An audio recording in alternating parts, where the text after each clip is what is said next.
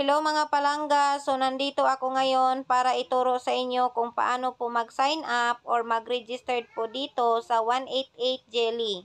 So kung napapansin nyo po dito sa screen, meron pong mga kahon dyan. Fill upan nyo lang po yan kapag kayo po hindi pa po nakapag-registered. So dito, gawa lang po kayo ng username, password, confirm password, at mobile number. Then click po ang registered. So, sa akin, dahil naka-registered na po ako, dito na po ako diretso sa login.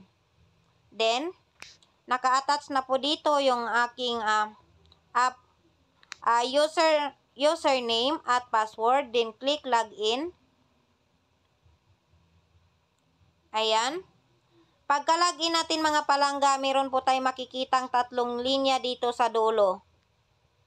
Sa gilid. Ayan, pag-click po natin sa tatlong linya sa gilid, i-click naman natin yung profile natin.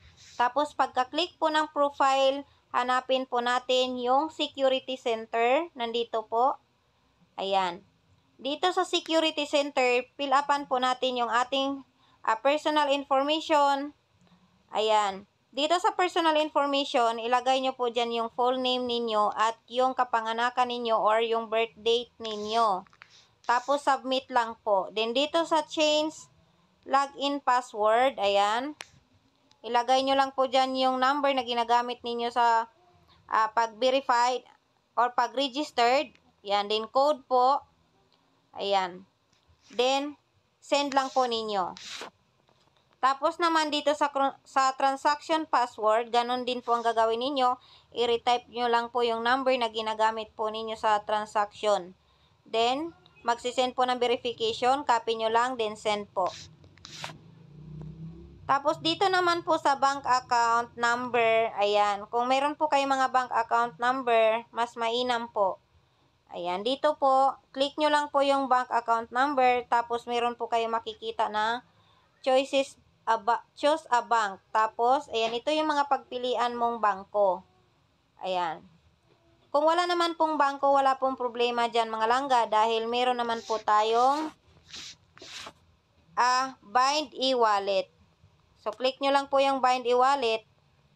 So, ayan. GCash po. I-click nyo lang yung e-wallet. Ayan, GCash, GrabPay, at Pimaya ang pwede.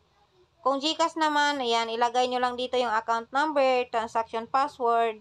Sa GrabPay, ganun din po yan. Pimaya, ganun din po. So, same process lang po sila, din submit po. Ayan. Saka kung napapansin nyo po yan mga palangga, bakit naka-green na po yung aking dyan dito sa security center dahil na-fill upan ko na po. So, mga may dagdag katanungan dyan, pwede nyo po akong i-PM sa Andili Vlog. Ayan.